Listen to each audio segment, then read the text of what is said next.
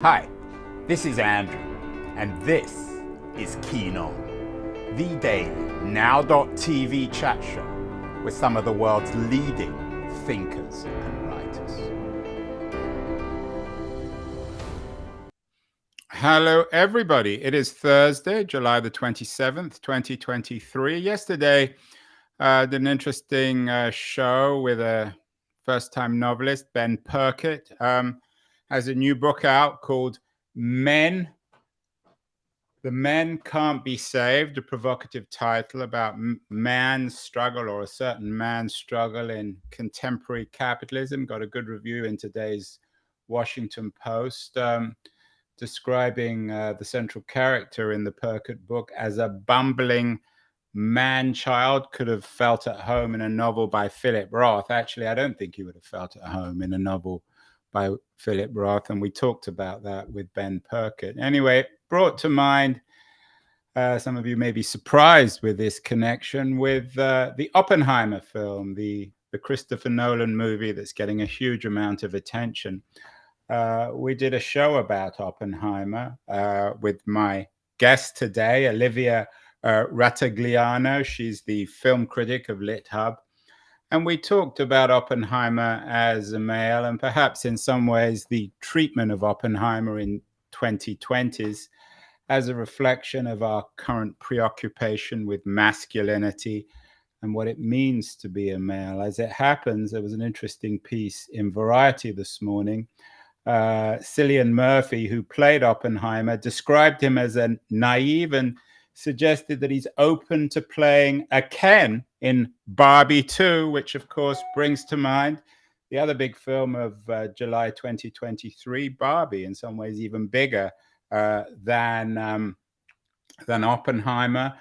I saw it yesterday, and in many ways, and maybe this is me doing my own mansplaining, but it seems to be a movie not just about women, but about men. Maybe not Oppenheimer, but certainly men's perhaps doll-like quality in our contemporary culture. The remarkable performance of Ryan Gosling as Ken is winning many plaudits. Some people even suggesting that Gosling may get an Oscar. It's a fascinating film, a rich, complicated, provocative, and I guess in some ways rather annoying film. And I'm thrilled that Olivia is back to talk all things Barbie. Olivia, this connection, I mean, everyone's writing stories. There's even something in Foreign Policy, of all things, about Barbie and Oppenheimer having more in common than you think. Hollywood's done well when it's getting big pieces in Foreign Policy magazine. Is there a connection, in your view, between Barbie and Oppenheimer when it comes to our sexual politics? And not just the position of men, but also women in our complicated 2020s? The first thing I thought of when I was thinking about possible reasons for the cultural overlap between Barbie and Oppenheimer is actually more existential than gender. It's both films undertaking themes about death and despair and the meaning of existence.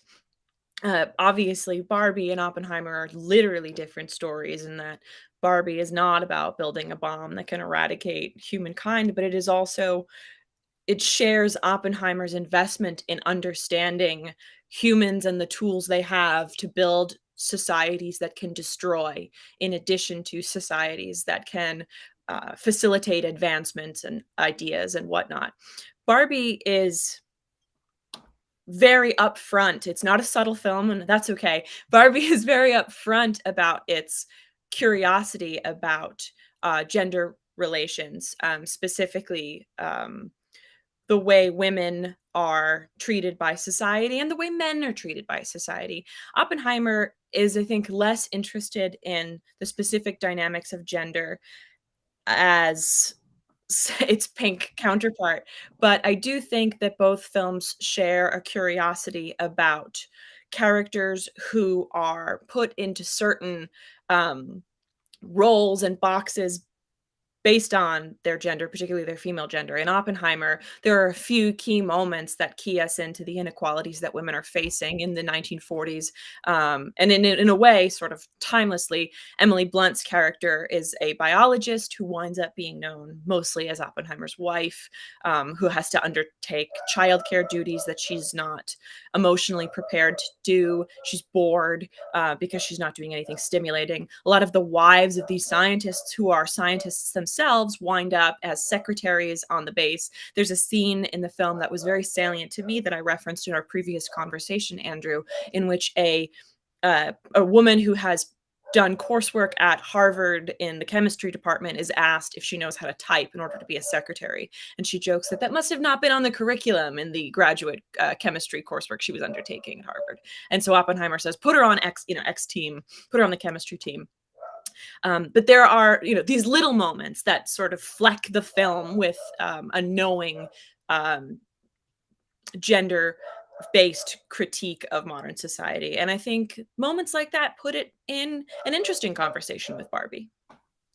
Yeah, you're not. I saw this piece actually earlier, and I thought, oh, I didn't know it was about death. But you and some Malaya Focht at Insider agree that it's both about death, and not just death of individuals, deaths, I guess, of societies. These are both films about another America, a foreign America. Are they both? And I don't want to just make this a comparison. I want to talk specifically about Barbie, but are they both films which are, shall we say, nostalgic about nostalgia, wanting to be nostalgic, but not actually being too smart to fall into the nostalgia trap, but at the same time wanting to fall into the trap? It's a very interesting critique. I think I agreed immediately when you said both films are too smart to fall into a trap of nostalgia, but I think nostalgia is also blissful. It can be plague-like. It can completely subsume individuals and transform actual moments in history into rosy-cheeked and simplistic things that they were not.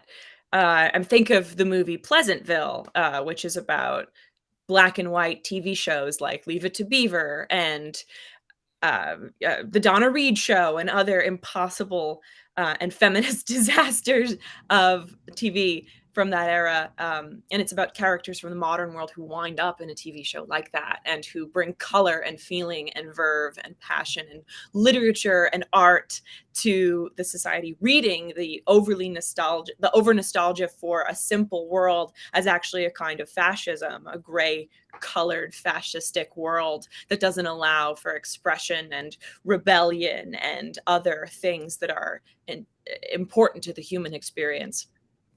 So in this way, I think both films are aware that nostalgia is a trap, but at the same time, purposefully traffic in the hallmarks of nostalgia, both as a way to capture the interest of an audience and also to critique how nostalgia sort of itself is a problem, glossing over hugely problematic and disastrous aspects from our history that happen to look really good aesthetically or have certain important memories attached to it. Mad Men is a show, for example, that I think is an interesting text to ask questions about nostalgia of, because it's a film whose aesthetics of the 1950s and 60s and 70s are so fetching and alluring and fascinating, but also belie or are in tune with a very systemic oppression of a lot of different people in a powerful industry run by white men. So I think, yes, indeed. That's the Yeah, I mean, the look and feel certainly is lots of nod and winks. In fact, the whole movie is one long nod and wink, it seems. And in a way, the film that it reminded me of Barbie a little bit was Asteroid City, Wes Anderson's last movie about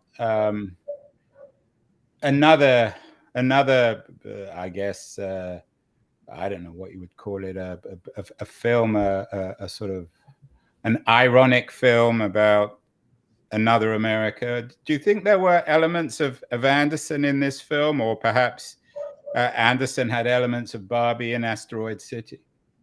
I absolutely think these Barbie, Asteroid City, and also Oppenheimer could be in conversation. I think in a way, Asteroid City was the original Barbenheimer, the phenomenon of going to see the two as a double feature. Right. It came out the wrong time. Had it come out after, it would have been a lot more successful, and I think a lot more interesting. When I saw it, I found it rather boring, but actually I think I might need to go and see it again. I think it'd be a really interesting third film to place in conversation, right. Especially because it's a very charming, nostalgic film that asks questions about the retro, asks questions in a retro futuristic aesthetic about the like end of World War II, beginning of the mid-century period. There's nuclear testing going on in the desert at Asteroid City. There are bombs that get tested every day, and sort of a strange nod to Los Alamos. But it's also a very beautiful, quaint resort town in which a stylish and fashionable actress and many other people who represent sort of stereotypes of that particular historical moment, like Boy Scouts and hotel proprietors of small desert resorts and cowboys and other archetypical figures gather. And so in this way, I think it has a lot in conversation with both. But specifically about Barbie, Asteroid City is very much about the human experience with respect to existential questions. And it has a framing device that I'm not going to spoil, but the framing device also underscores that it's very, very difficult sometimes to find or even interpret or understand the meaning that we assume is taking place around us or that we're part of in living life. It's very hard to know our purpose. It's very hard to know what the universe is, what we're doing here, and questions about death and religion intersect with questions about science and metaphysics and physics, just specifically physics and extraterrestrial life, et cetera, placing aesthetic inquiries, like very handmade looking aesthetic inquiries into the styles of certain moments alongside the simmering implications of the texts that were coming into existence at those moments.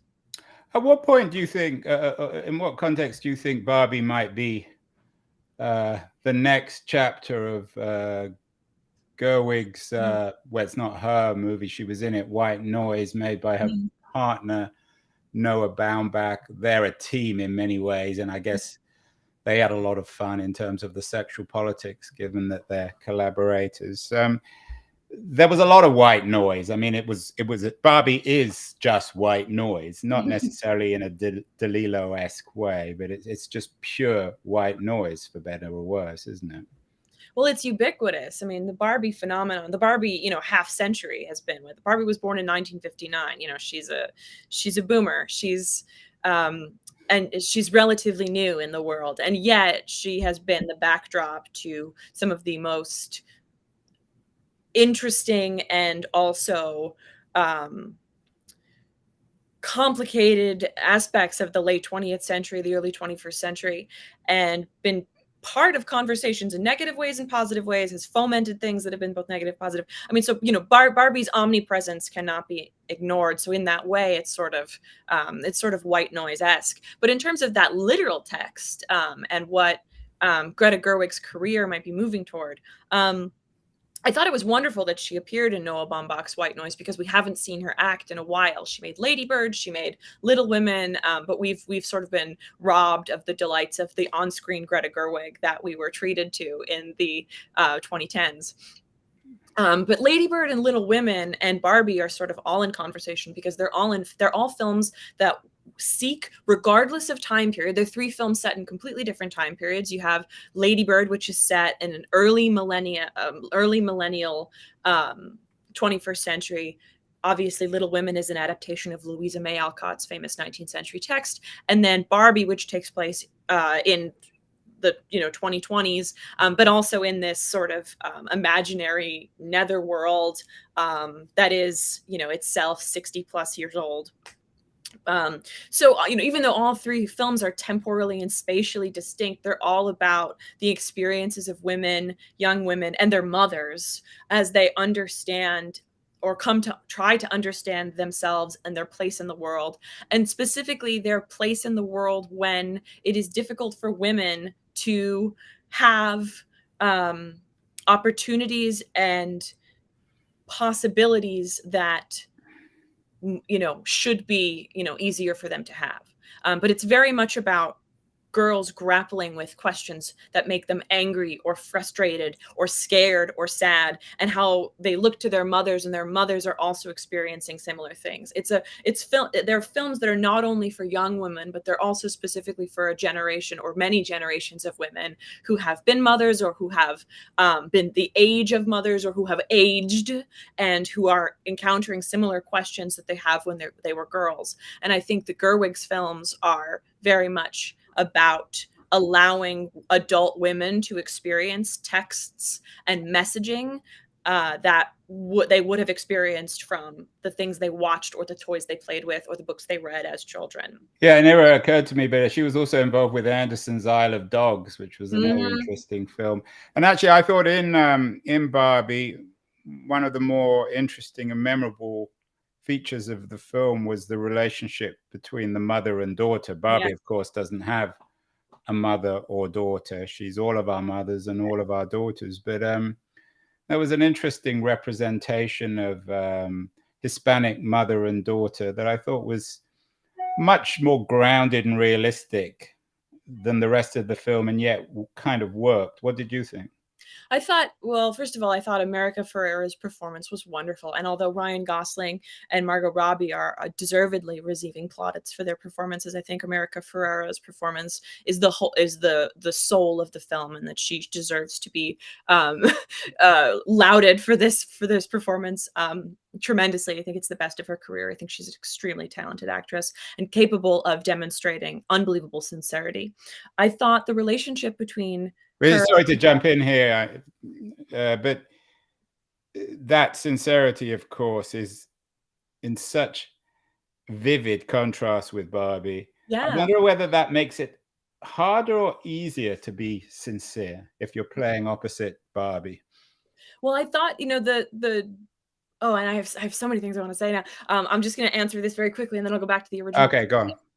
I think the Margot Robbie's performance as Barbie is really interesting too, because of course Barbie starts out as plastic, and she starts out in a sort of like really fun, you go girl feminist utopia where she doesn't need to have characteristics of a regular human woman. She has the sort of idealized characteristics, the modern idealized characteristics. I mean, obviously she's more than just an attractive woman in a bathing suit. Now the point of, late 21st, not even late, but the late generation of Barbie is that focused on questions of inclusivity and diversity and productivity in a way that the early products of Barbie had not been interested in. But I think Barbie does become increasingly sincere because she starts to take on the characteristics of a human woman. So in a way, I wonder, America Ferrera's performance is the emotional center, but it sort of guides the increasing humanity of the doll characters and the actors of whom have very difficult a job of bringing them out from their sort of cartoonish, sort of stock attributes, progressive as they are in their simplicity, bringing them out to greater nuance as the movie progresses. And I think America Ferrera's performance allows sort of coaxes that out of the other performances. Yeah, last time we talked, you said it was a complicated film. I mean, Oppenheimer, of course, is complicated. For you, what was the most complicated aspect of Barbie? So many things, but I also want to go back to the first question that I ignored, which is about the representation of America Ferrera's character and representation of mother and daughter. Because I think Barbie is so much about mothers and daughters, and I think it's fantastic that America Ferrera was in this film. But I also think it's wonderful that the movie is ultimately seems like it's going to be about this sort of like very white privileged female character, and then it becomes a story about other women, and that the Barbie gambit becomes a way in for a more interesting, nuanced story about a woman of color, a mother who is, featuring some sort of boredom and depression at work, and is not being given opportunities and chances to grow and develop her power and become more powerful, but also have her ideas be turned into things that are accessible to other people. She draws, Barbies that she wants to see created, without actually having the power at the company Mattel where she works to create those Barbies. So I think it tells a wonderful story about a woman of color and her daughter who are able to experience an increasing togetherness and an exploration of their own relationship, but also in a way that allows this character to receive the life she deserves, and sort of all of the events of Barbie sort of are in service of America Ferrera's character finally getting what she deserves. And I liked watching the mobilization of the Barbies behind her character, and I think that's wonderful. But to go back to your second question, which I have now glossed over, could you actually repeat it so that I can make sure I answer it well? I have to admit, I can't remember it now because we talked. No, it's okay. I'm sorry. We were talking. Yeah, and I wanted to ask you about one other film actually, and it's doubly embarrassing. I can't remember the name of it. It was earlier this year. It's a film about a time warp between the 50s and today, about time travelers, imagining people going backwards and forwards between an asteroid city Barbie-like world and our own world. And it was a much more explicit, aggressive film, I think, about male-female relations. Do you remember the name of that film? I don't off the top of my head. I'm cheating and looking it up. It didn't do that well. I think it got there was quite a lot of studio optimism, but it. Mhm. I don't remember off the top of my head, but there's another film that's coming to mind, especially in the Barbenheimer dynamic, which is last year's box office failure, Don't Worry, Darling. Yeah, that's the one I'm thinking about. Hey, which isn't as explicitly about time travel, but is partially about the 1950s style fantasy, Right. and characters from the modern world who sort of wind up in that fantasy. And since seeing Barbie and Oppenheimer, I've been longing to tweet that Don't Worry, Darling was like last year's failed attempt at Barbenheimer, because it's very much about a Los Alamos style desert town where the men leave every day to work on a mysterious government project and the women are left at home. But there's this sort of idealization of the housewife, and these women who are smart and who have lots of interests are distilled down to their gender essentialist presumed preferences, like shopping and making hors d'oeuvres, and there's this systemic oppression that happens to these women. So I think it's a very interesting film to place in conversation with these. But I thought Barbie was a wonderful film because it is ultimately about the liberation of women and also the liberation of men in a way that film fails to fully bring about. That film's ultimately more about like a surprise betrayal, and it ends up being a little more like The Matrix, and I think it gets a little dragged down by its attempts to Right. I mean, I guess it speaks. Don't Worry, Darling is an attempt to build a more traditional narrative, but it fails. And what's odd about Barbie is it's such an odd film, and yet it's obviously succeeding. Did you have any problems with Barbie? I mean, a lot of people on the left are saying that it claims to be critical of Mattel. There's a piece in The Atlantic by Megan O'Rourke about American girlhood, while actually being sponsored by Mattel. So it's a supposedly anti-capitalist film, which is actually the heart of a new kind of, shall we say, feeling capitalism. Did that annoy you, or were you tolerant of the central role of Mattel in parodying itself and yet at the same time promoting its own interests and dolls? Yeah, this is when I thought one of the most complicated and vexing aspects of the film. And Megan O'Rourke's piece in The Atlantic is great. Obviously, Megan O'Rourke is a brilliant writer.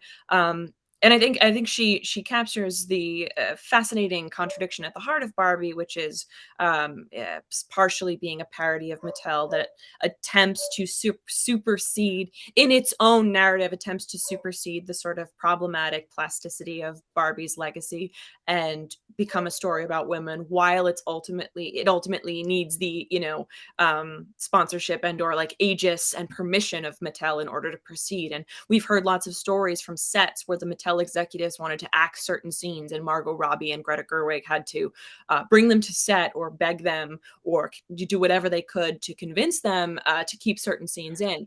Why? Sorry to jump in again. Why would Mattel be able to control the narrative? It's not their film. No, I think it's just in order to license the product, Mattel Oh, I see. Okay. created some sort of So they could have withdrawn. yeah. See, the thing that we've seen, be the headlines of in think pieces about Greta Gerwig is that Barbie wanted to make a product-based corporate film that could launch a series of films about their toys, about like there's a magic Right, eight they're ball. already planning that. I mean, Yeah, there was a piece in Variety about their next Hollywood right, moves, which is really movies, Barney, Polly Pocket, and of course a sequel to Barbie. I'm sure we're going to right. see many sequels and pre-sequels. Right. And so there's that component, and then Greta Gerwig, apparently wanted to make something that was artistic, and so I think there's a lot going on here. And the first thing that I want to acknowledge, which isn't a defense of the film, but is the acknowledgement that like all movies exist, even if they are the most indie movies. Like all movies do exist in some way to make money, and movies are, especially when they are facilitated or bought or promoted by a large studio, they are at the mercy of the studio's need and attempt to make money. And it is one of the great unfortunate things how art is often always tied to capitalism and success. And there are patrons and sponsors who demand certain things. And without those people, unfortunately, such little art would have ever been made. So I think that's, Barbie falls victim to the great, the great problem of art, which is patronage. But I do think this Barbie movie attempted to do so much more with its subject matter than simply become an advertisement for the film. And certainly Mattel has done tons and tons and tons of merchandising, and you can buy everything. When I went to go see it, you could get Barbie's car as your popcorn bucket at the AMC. I mean, merchandising in every single possible way. But at Right. the I mean, I don't know how they've done it. I need to ask my wife because she works for Google, but they've even colonized Google. I've never seen. It's pink. Yeah. I mean, when you look up Barbie on Google, it's always pink, whatever you get. I don't know how they did that, whether who's paying who. It's bizarre. Yeah, no, I noticed that, and I was like, I've never seen this before. So but I also think that's the film as it is to the studio. That's the film as an obvious money making, cash cow. But I think that Greta Gerwig, as an artist, but also as a worker, made a very interesting movie about our relationship to Barbie. And I think there's no way to make a film about our relationship to a real life object without it certainly seeming like, in some ways, when it has a good thing to say, that it is promoting that product. But I do think Barbie has been such an influential figure or factor in the late 20th century, early 21st century world that it's sort of silly to try to make a movie without acknowledging all of those things anyway. So I think Barbie is a bit painted into a corner by its natural circumstance, but I do think Greta Gerwig's interesting questions and artistry and how she uses a film about plastic figurines who have been so problematic and also liberating to women historically. I mean, originally, the fact that there wasn't a doll that a girl could play with that didn't insist to her that she could be a mother and just insisted to her that one day she could just be a cool single lady. The film is aware of that, like, very exciting aspect of Barbie, but also is aware of the fact that Barbie has promoted harmful body image and myopic and problematic views of women, and also suggests a sort of ideal of perfection that is in itself destructive to women, and that doesn't allow for a certain type of shall we say figuring it out kind of personality that many of us, in the real world have. And Barbie doesn't have to take things in stride. Barbie is everything, and it's really hard when you're a regular woman that the expectation either be that you are oppressed or that you are taking on the world and able to do everything successfully. And I think Barbie manages to place those things in conversation around that product and its history in really interesting ways. I don't think many filmmakers would have been able to make such an interesting film that interrogates a lot of these questions like Greta Gerwig. And I think it is a testament to her vision that the film, which starts out as being extraordinarily plastic, I mean, literally, it features dolls. I mean, it's literally about the dolls, then becomes a film of great humanity, which is actually more about humans. And I think sometimes the film does suffer from its over representation of the Mattel executives. Like later it seems like they're going to be the bad guys, and then at one point it turns out that they actually are more interested in protecting like the feminist turn that the doll has taken in its history and helping girls. And I feel like that's way less believable. I mean, I don't know whether or not Mattel would have allowed that, but there's another scene that Mattel really wanted to take out that I think gets to the heart of Barbie and why it's ultimately a smart and interesting and relatively progressive film about women, which is, Barbie, as she increasingly takes on characteristics of humans, including an awareness of death, like an existential fear of death. And also she gets, non-unrealistically arched feet. She gets regular flat feet, and she starts to get cellulite, and that immediately freaks her out. And she starts to panic, and she eventually decides to go to the real world and fix this problem that is causing her to take on these human characteristics, specifically because she wants to eradicate the cellulite that's forming on her thigh. And then later, when she's in the real world, she sits next to a woman at a bus station, and it's an older woman, and the woman is actually one of the 20th century's most important costume designers, Anne Roth. And so that's just a kind of cool nod. But she sits next to this older woman at a bus station, and she turns and she looks at her, and she's overtaken by that woman's beauty and elegance, and she says, "You're beautiful." And the older woman, says, "I know it." And they both laugh. But in that moment, Barbie realizes that the idea that women would be afraid of cellulite, or they would be afraid of their own bodies from taking on the characteristics of the life they've lived or the years they've had the privilege of experience, is all it's a fallacy. It's this conspiracy against women to get them to, not be satisfied with themselves as human beings. And there's an ideal of perfection that is being ignored. And she says she's not afraid of aging. She's not afraid of her body. In fact, she realizes that the experience of being a human, the experience of being a real person, a real woman, is beautiful, and that motivates her decision to later on become a human rather than a doll, because she wants to be as she says, she wants to be something that makes meaning, not something that meaning is thrust upon.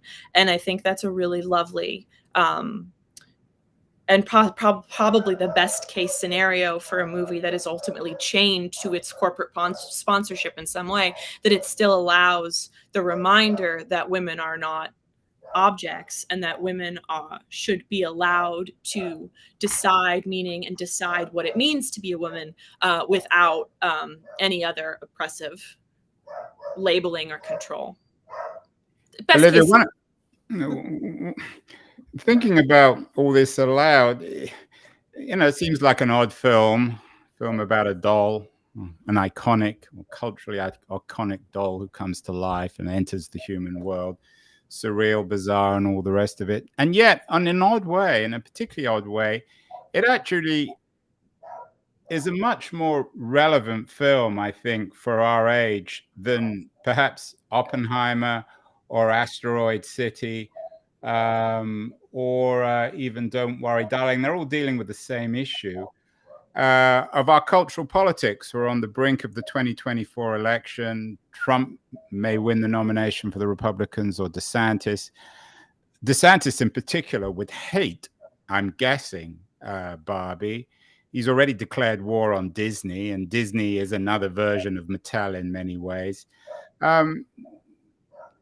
Is the success of Barbie, do you think it's cheering up Democratic pollsters? I think the success of Barbie, and I'm not the first person to say this, there's a wonderful think piece in the New York Times opinion section about this. I think the success of Barbie is doing something similar as the Taylor Swift Eras Tour, which is, of course, monumental. I think it's reminding us that stories and figures that take women and women's experiences seriously are important. And I think the fact that we're getting more and more of those is a very good sign. I think I like how unsubtle Barbie is about its feminism, because I think we're in a, shall we say, we're in a post-subtle world. We had a former president whose loud, extraordinarily misogynistic phrasings like, grab them by the pussy, did not deter his journey to the White House, and in fact, in some ways, galvanized it. We're in an era of extremely blunt articulations, and I think Barbie's extreme bluntness provided a nice foil to some of the misogynistic, racist, and ableist and xenophobic rhetoric we've been experiencing on the other side. Like, I think the left needs to be a little less intellectual in some phrasing and just come out and say certain things. And I think Barbie does come out and say certain things in ways that are really obvious, and I think that's helpful. I think Taylor Swift does that too. I think there's obviously Taylor Swift leaves like little codes in her music and stuff, but I think Taylor Swift's messages about female empowerment of the, LGBTQ community, or, non-gender conforming people who are included in this. So women and non-gender conforming people, LGBTQ society. I think there's a lot of messaging that is for those people, that is direct and that's underscores that they are important, not just as audiences and as demographics, but as people. And I hope this is a powerful tide that continues to persist, because I think it is extremely powerful in counteracting some of the very fascist articulations on the right. I think also Barbie is extremely important as a movie about men. I think, the definition of feminism is the belief that all genders are equal. And it's not about the supremacy of women, just as the world should not be about the supremacy of men.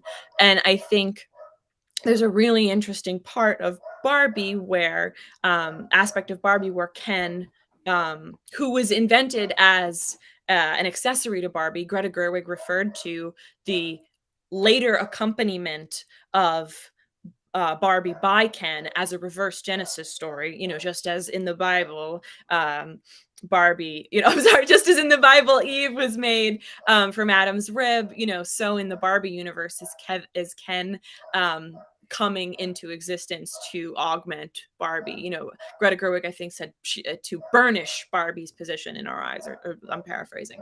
But in this way, in the Barbie world, which is sort of, like a female utopia in many ways, the Kens sort of don't have jobs, or, are a little disenfranchised and sort of don't have anything to do. And I think the film ultimately comes to a place that is that underscores that the forced inferiority of one group of people is never okay. And but also the film is very much about, like, in a way that possibly allegorizes incel culture, and also the January 6th insurrection, and a lot of the like Proud Boy MAGA culture that is so rampantly anti-women and anti-LGBTQ people and racist and bad in every single possible way. Because the Kens, discover that in the real world, the patriarchy exists, and they become galvanized by it rather than depressed. Because, of course, the conceit of Barbie is that the Barbies in Barbie Land believe that they've solved all the problems that women have had to face, because now they show little girls that girls can be dentists and veterinarians, and they can be astronauts, and anything Even they presidents, want. right? Even president, right, and problem solved. And then when, of course, Barbie goes into the real world, she's dismayed to find out that not only is this not the current, but also that so many things happen to be in the reverse.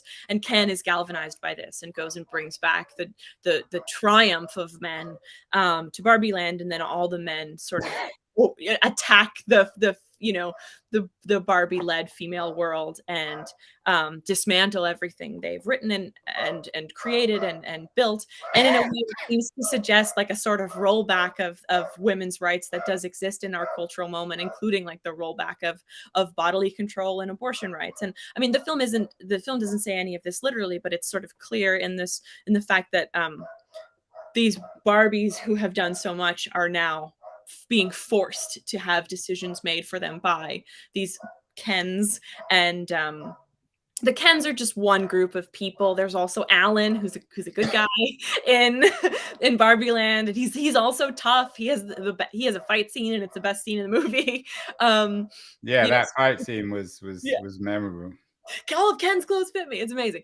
But so the film is, but it's very clear about a certain current of masculinity and a certain kind of masculinity that feels that either you have to possess or you have to oppress women if they won't let you possess Yeah, them. it's funny that let's try and end, Olivia, because it's so much to talk about. We could do hours on this stuff, but it's a film that resists nostalgia, and yet it's bringing an old world back. The New Yorker had an interesting piece by Anthony Lane, an excellent film reviewer, about how Oppenheimer and Barbie are bringing monumental figures to Mhm. life. What it's doing is bringing film critics like you and Anthony Lane back to life. It could have been a movie made for film critics because it's so rich. You can write about it in terms of death and capitalism and men and women. And of course, not only has it brought movie critics back centrally to our culture, but also Hollywood itself. Mattel's talking now about doing more movies and putting more money in, and the New York Times leads with the movie business lives. Is this a blip in um, the bringing back to life of Hollywood, or does it signify something broader for the 21st century movie business, Olivia? Is it good news for Hollywood? Of course, the writers are now on strike. AI has offered another existential crisis to not just the movie business, but certainly the creative people around it. What do you make of Barbie and Oppenheimer in the broader context of the movie business of the 2020s? I think it underscores that people always want to go to the movies and people want to see good movies and interesting movies. And projects like this by good writers deserve to be greenlit and those writers deserve to be paid, et cetera, et cetera. Like the movie business is so much more profitable when good quality products are made instead of endless derivatives and sequels and franchises are being rebooted sort of lifelessly as is happening to the Harry Potter and the Hunger Games and all these things. I mean, I think there's such a hunger for quality work. I think it's a signifier of that first and foremost. I also think the studios sort of forget this, especially with the launch of streaming services that, yes, allow people to access content more readily, but does hamper the traditional rollout of movies. I think, if anything, since 1975, when Jaws premiered, and for decades before that, when people were going to see A and B features and cartoons and newsreels, people always want to go to the movies. I think anything that reminds us of this and perhaps puts the studios in a position so that they're able to pay for quality work appropriately, I think that is a step in the right direction.